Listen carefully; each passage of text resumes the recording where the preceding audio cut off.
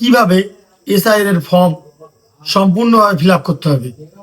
তো আমাদের বাড়িতে বিএলওরা প্রথম দিনে এসেছিল, এসে এরকম ফর্ম দুটো দিয়ে গেছে।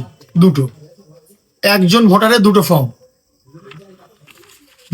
কারণ এই ফর্মটা দুটোই ফিল আপ করতে হবে। একটা নিজের কাছে রাখতে হবে ও 1 মাসের মধ্যে বিএলওরা বাড়ি বাড়ি এসে ফের এই ফর্মগুলো একটা করে নিয়ে যাবে, একটা করে নিজের কাছে রেখে দিয়ে যাবে, মানে দিয়ে যাবে আমাদেরকে।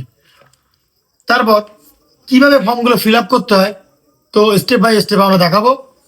কারণ ফর্মটা আমার দিয়ে গেছে, এটা আমারই ফর্ম আছে, তো আমি কিভাবে ফিল আপ করবো সেটা তোমাদেরকে শেয়ার করব।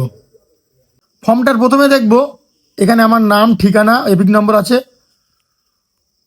তারপর দেখবে এখানে ছবি আছে পুরনো আইডি কার্ডের। তার পাশে একটা ফাঁকা আছে, যেটা এখানে একটা নতুন ছবি মানে দিতে হবে।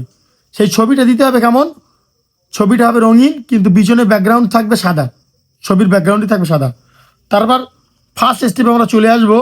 এখানে জন্ম তারিখ আছে, এখানে আমার জন্ম তারিখ দেব, এখানে আমার আধার নাম্বার দেব, এটা মোবাইল নাম্বার দেব, এটা পিতার নাম দেবো এখানে, তারপর পিতার এবিক নম্বর দেব, তারপর মায়ের নাম দেব, তারপর থাকবে মায়ের এবিক নম্বর দেব। এখানে যদি কোনো বিবাহিত কেউ থাকে, স্বামী বা স্ত্রী, যদি আইডি কার্ডে থাকে তাহলে তার নাম লিখবে ও তার এবিক নম্বর এখানে লিখতে হবে। এটা এই ফর্মটার প্রথম স্টেপটা সবার কিন্তু পূরণ করতে হবে, সবার।